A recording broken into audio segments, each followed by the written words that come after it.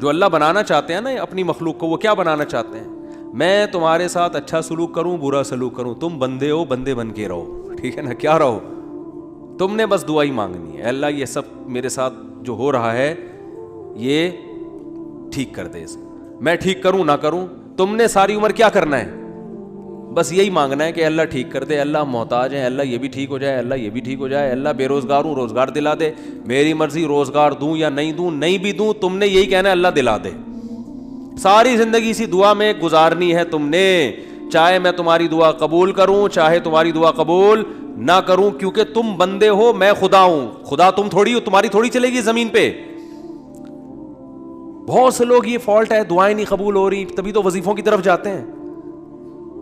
اولاد نہیں ہو رہی, کوئی وظیفہ بتا دے, او بھائی دعا مانگ لے, اولاد کہہ رہے دعا تو مانگ کے دیکھ لیا ہے, وہ تو ہو ہی نہیں رہی, تو کوئی ٹیکنیکل طریقہ ہو اولاد کا, سے کیسے ہو جائے گی بھائی, ٹیکنیکل طریقے تو نہیں ہے.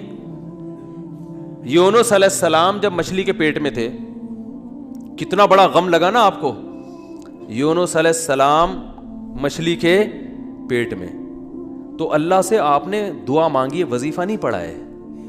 وظیفے پڑھنا بھی جائز ہے اگر کوئی قرآن و آیتیں ہیں تو کوئی گناہ نہیں ہے, لیکن جو اصل جو اسلام کی روح ہے وہ کیا ہے, دعا.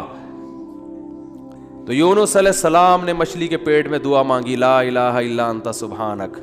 دیکھو حضرت یونس علیہ السلام, ہمارا جو مزاج ہے نا وہ کیا ہے, یونس علیہ السلام کئی سال اپنی قوم کو تبلیغ کرتے رہے ہیں, قوم باز بولو نہیں آئی. حضرت یونس کو یقین ہو گیا اس قوم پہ عذاب آنے والا ہے, تو آپ نے اللہ سے نہیں پوچھا, اس لیے کہ آپ کا خیال تھا بھئی یہ عذاب تو آئے گا, تو میں اللہ کے خوف سے اب بستی کو پہلے چھوڑ دیتا ہوں. میں آپ سے یہ اجتہادی خطا ہوئی, یہ اجتہادی خطا ہوئی کہ بھئی اللہ کی پرمیشن کے بغیر آپ نے قوم کو کیوں چھوڑا. حالانکہ اس اجتہادی غلطی کے پیچھے جو اس کی بیس تھی وہ بیس بہت اچھی تھی, وہ اللہ کا خوف اور اللہ کی خشیت. اللہ کے عذاب سے بھاگنا یہ تو حکم ہے نا, فنٹر بننے کی تھوڑی اجازت ہے کہ جہاں عذاب آ رہا ہے تو کھڑے رہو وہاں دیکھو, ایسا تھوڑی ہے. قوم لوط پر جب عذاب آیا تو جو اہل ایمان تھے ان کو حکم تھا پیچھے مڑ کے بھی نہیں دیکھنا ہے, اس عذاب کو دیکھنے کی بھی اجازت نہیں, ڈرو اس سے بھاگو. جب قوم عاد قوم سمود کی بستیوں سے نبی گزرتے تھے تو چہرے پہ کپڑا ڈال کے جلدی اپنی رفتار بڑھاتے تھے, بھئی یہ اس عذاب کو اپنی آنکھوں سے بھی نہ دیکھو, خوف پیدا ہوتا ہے اس سے. تو اتنا زیادہ آپ صلی اللہ علیہ وسلم خوف زدہ ہوتے تھے. تو اللہ کے عذاب سے تو دور بھاگنے کا حکم ہے. تو اب یہاں کیا ہے کہ کیا بات چل رہی تھی یار, حضرت یونس علیہ الصلوۃ والسلام اللہ کے عذاب کے ڈر سے اپنی قوم کو چھوڑ کر نکل گئے. یہ بیس بالکل ٹھیک ہے بھئی, جب اللہ کا وعدہ بھی یہی ہے کہ جو قوم ایمان نہیں لے کر آئے گی تو میں اس کو تباہ کر دوں گا. تو حضرت یونس علیہ السلام کو خیال ہوا کہ بھئی یہاں سے نکل جاؤ. جب بیٹھے ہیں کشتی میں, کشتی ڈوبنے لگی تو ملا نے کہا بھئی وزن کشتی میں زیادہ ہے, ایک آدمی کو نیچے اترنا پڑے گا ورنہ سب ڈوب جائیں گے. کون اترے گا بھئی, قرآن اندازی ہونی چاہیے. قرآن اندازی میں نام کس کا آیا, یونس علیہ السلام.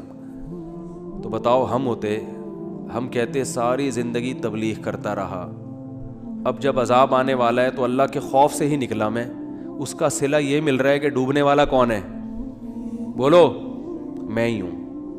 بھائی مجھے تو زیادہ پروٹوکول, اللہ تعالیٰ کو 6 کشتیاں میرے لیے پہلے سے سمندر میں رکھنی چاہیے تھی نا, کیا ہو گیا. یہ ہماری سوچ تو یہی ہے کہ میں نے چونکہ فجر کی نماز پڑھی ہے تو میری دکان پہ کسٹمر 6 گنا زیادہ آنے چاہیے, پیسے سارے وہ کما رہے ہیں, نمازیں میں پڑھ رہا ہوں.